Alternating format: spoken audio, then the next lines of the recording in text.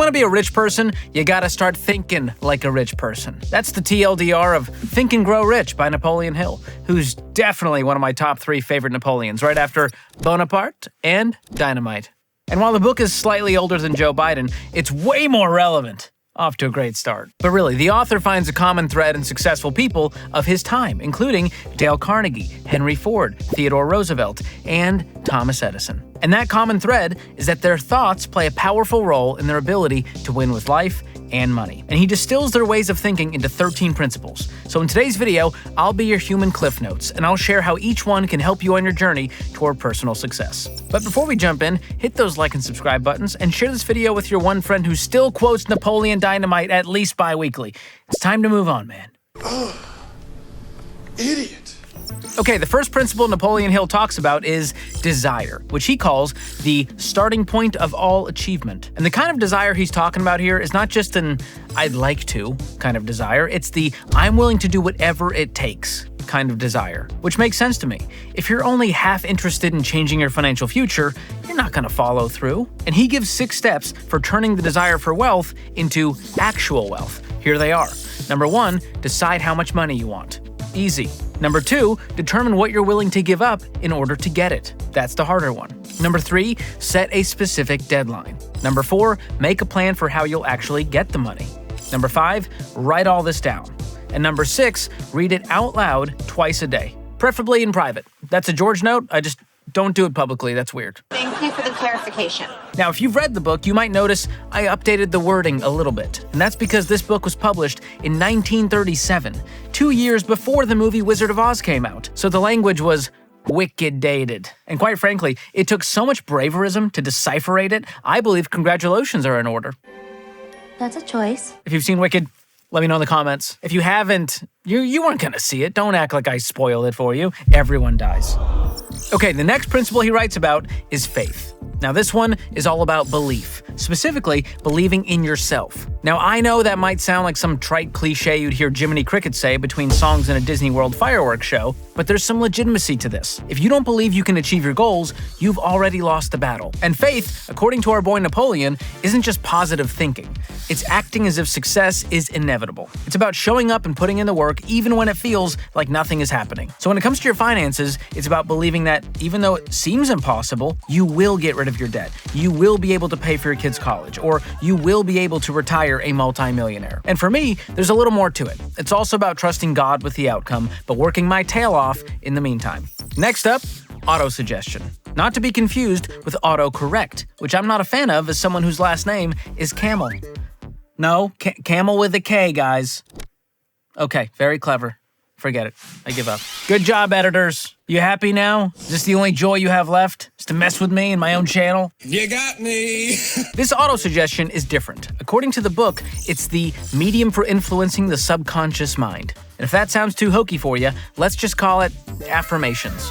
All right? You love that. Hill suggests repeating your goals out loud every single day. For example, I will become debt-free in 1 year, or I will not buy another Stanley at Target today. And why does this work? Because what you focus on shapes your thoughts, and your thoughts shape your actions. So if you constantly remind yourself of your goals, they'll stay top of mind, and you'll be more likely to achieve them. And you know what they say? What you focus on expands, which is why my clover patch in the yard keeps growing and growing. Stop thinking about it. Stop. Shrink. Don't need the HOA on me again. Okay, the next principle is specialized knowledge. He says general knowledge is not enough. You need specific skills or expertise that gives you an edge. And I agree with this.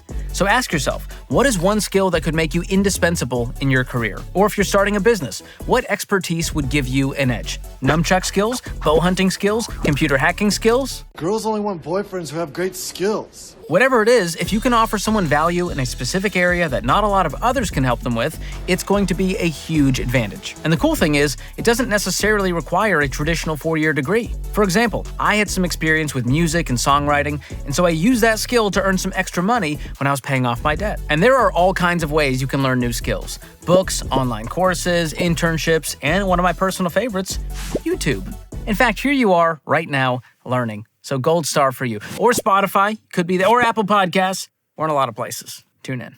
Okay, next up, imagination. Hill calls imagination the workshop of the mind. And he's not just talking about daydreaming about eating caviar out of your heritage leather Birkin as a billionaire. The imagination he describes is more about problem solving. Take the Wright brothers, for example. Did they imagine flying? Heck yeah. Did they stop there? No. They worked out the mechanics, they built prototypes, and they probably got brutally roasted by all their bros in Kitty Hawk. But they imagined something really cool, and then they found a way to do it. Next principle. Organized planning. Hill refers to organized planning as the crystallization of desire into action. He says you need a clear step-by-step roadmap to achieve your goals. And I completely agree. After all, working a proven plan is how I went from negative net worth to millionaire in under 10 years. You've got to crystallize it. And that plan was the Ramsey baby steps. It's a roadmap for your money that works for anyone in any financial situation. So I'm here for this one because I've seen the value of this organized planning in my own life and in the lives of so many others. So remember this, a goal without a plan is a wish. We need more than that.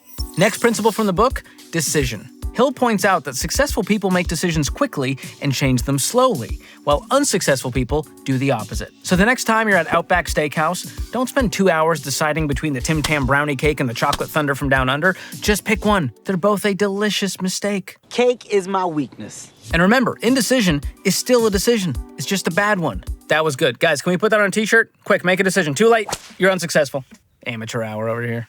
Keep up, keep up. And I've seen this paralysis by analysis play out when people can't decide what exact funds to invest in. Just pick a fund, get in the game, and you can always change it later. That's the way to do it. The next principle from the book is persistence. This is what separates the winners from the quitters.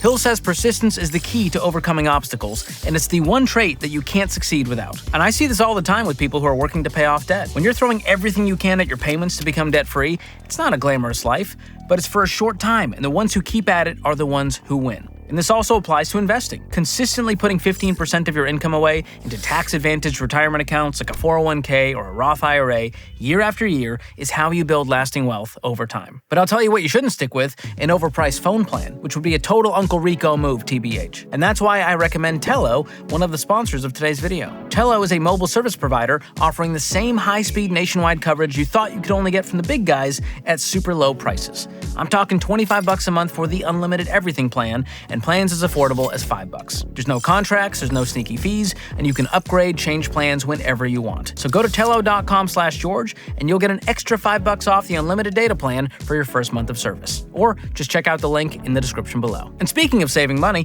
let's talk about where you're saving your money. If you're stashing cash for a used car, a down payment on a house, or even a Liger, your money should be working for you. And for that, I recommend a high-yield savings account like the one offered by Laurel Road, one of the sponsors of today's video. It's so much better than leaving your money in a dusty old savings account earning a minuscule amount of interest. Because with Laurel Road, your account balance will earn top-tier APY. Plus, there's no minimum balance required to open an account, your deposits are FDIC insured, and there's no hidden fees.